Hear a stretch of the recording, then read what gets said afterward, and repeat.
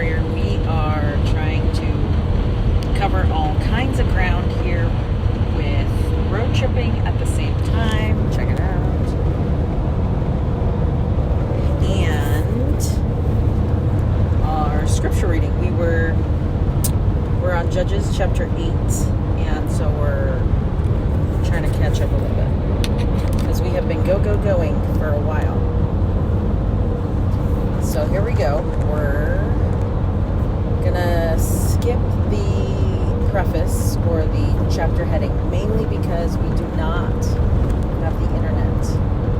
It keeps going in and out, and that's just something we don't want to have to depend on. So we're just gonna read the scriptures.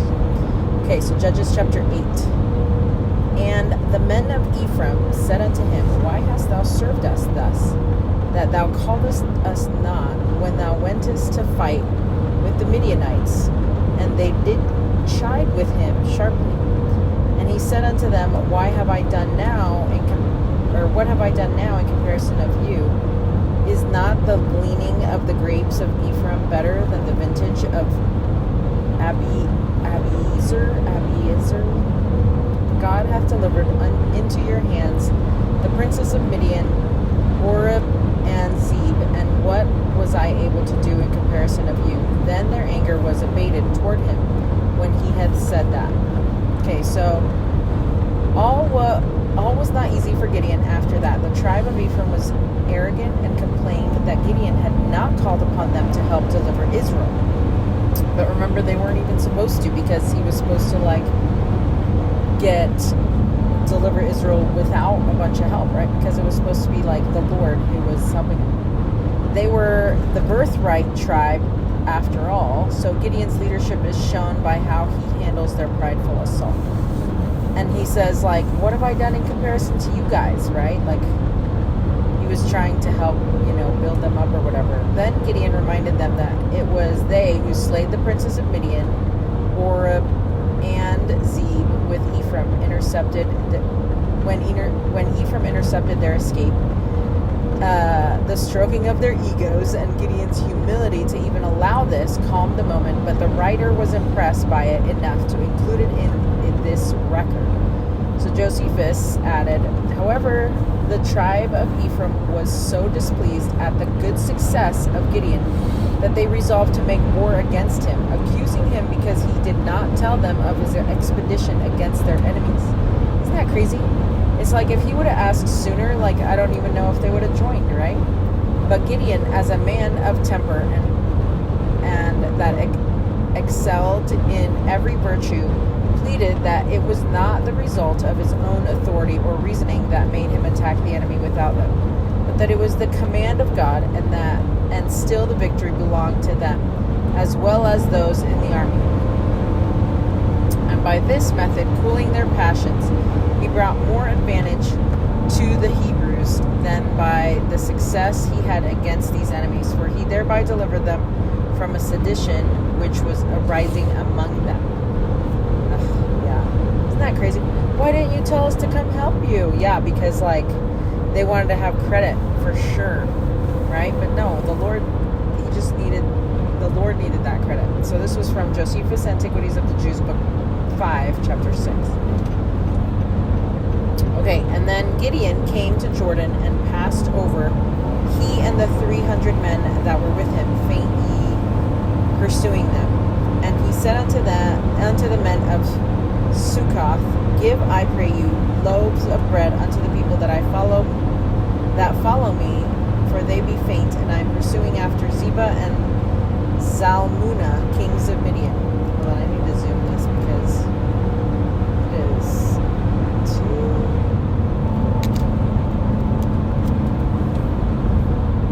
There we go. I feel like that's a lot better. It might be a little too much. Okay. I give, I pray you, low. Okay, so he says... Verse 6, and the princes of Sukkoth said, Are the hands of Zebah and Zalmunna now in thine hand, that we should give bread unto thine army? And Gideon said, Therefore, when the Lord hath delivered Zebah and Zalmunna into mine hand, that I will tear your flesh with the thorns of the wilderness and with briars. And he went up thence to Penuel, and spake unto them likewise. And the men of Penuel answered him, as the men of Succoth had answered him. And he spake unto the men of Penuel, saying, When I come again in peace, I will break down this tower.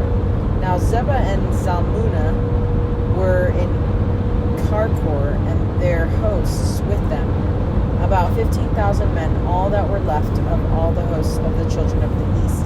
For there fell 120,000 men that drew sword.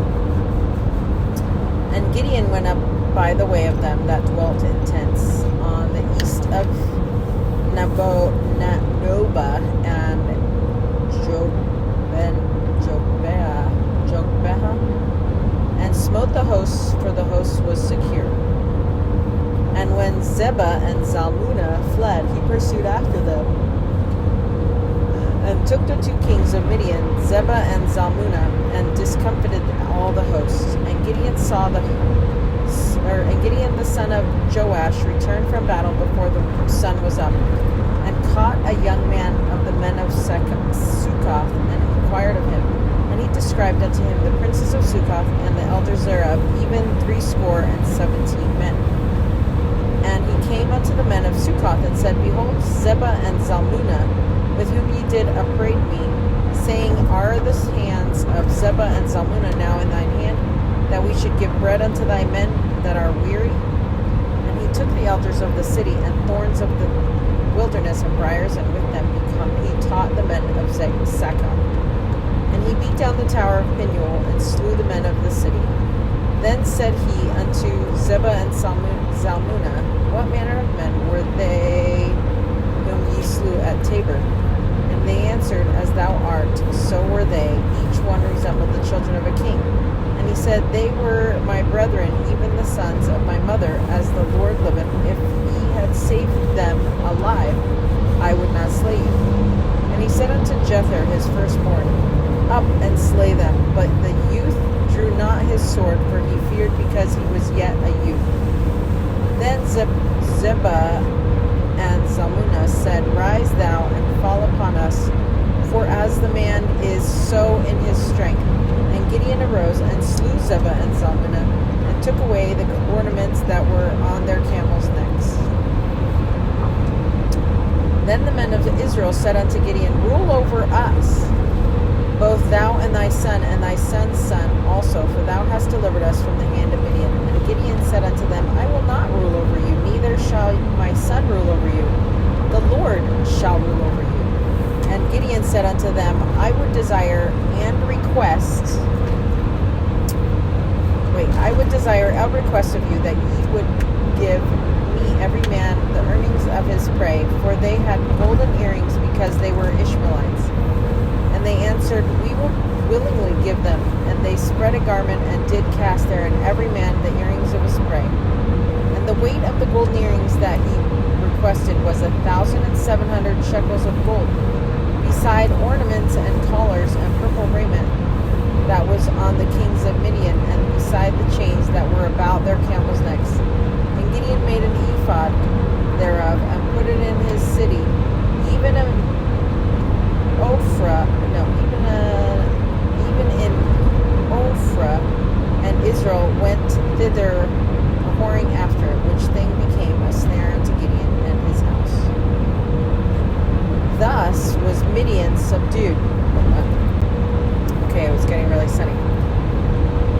And thus was Midian subdued before the children of Israel, so that they lifted up their heads no more. And the country was in quietness for 40 years in the days of Gideon. And Jerubbaal the son of Joash went and dwelt in his own house.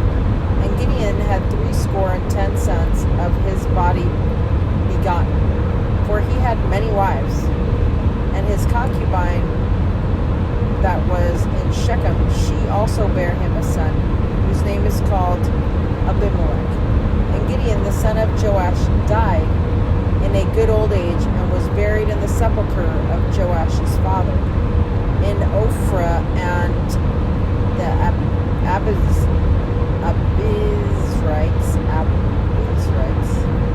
And it came to pass, as soon as Gideon was dead, that the children of Israel turned again, and went a-whoring after Balaam, and made Baal Berith their god. Isn't that just sad? It's like, didn't we just get over this? And the children of Israel remembered not the Lord their God, who had delivered them out of the hands of all their enemies on every side. Neither showed they kindness to the house of Jerubbaal, namely Gideon, according to the goodness which he had showed unto Israel. Okay, so that is it for verse 8. Let's see if there's any extra things that I can read.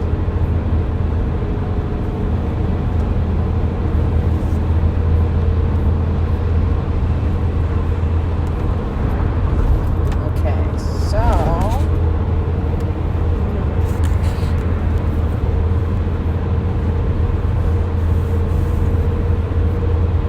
I think this is it. I think that's it. We're trying to do this, but Gideon refused to be king, so we'll just read this piece right here, that Gideon refused to be king. Though Gideon refused the crown, he did desire an ephod to be made, which was something meant only for the high priest who resided in Shiloh, where the Ephraimites dwelt. Some scholars suggest that Gideon wanted the priest where he lived to have an ephod to wear, so that he could inquire of God when Gideon so desired. What may have started out as a good desire to bring spiritual leadership in his own city turned out to be a snare unto Gideon, for all Israel went thither a-whoring after, meaning they used it for idolatry or for their own purposes, thereby pulling them away from the proper use and order of the high priest in Shiloh. Okay. And then, as soon as Gideon passed away, the children of Israel turned again and went a-whoring after Balaam, and made Baal Berith their god. Baal Berith means Lord of the Covenant. Israel, who had once covenanted with Jehovah, was now covenanting with Baal. Oh, isn't that sad? Okay, some thought starters. What are some obstacles that Gideon faced as a judge? And to what ways would you like to be like Gideon? And what can you learn from this miracle?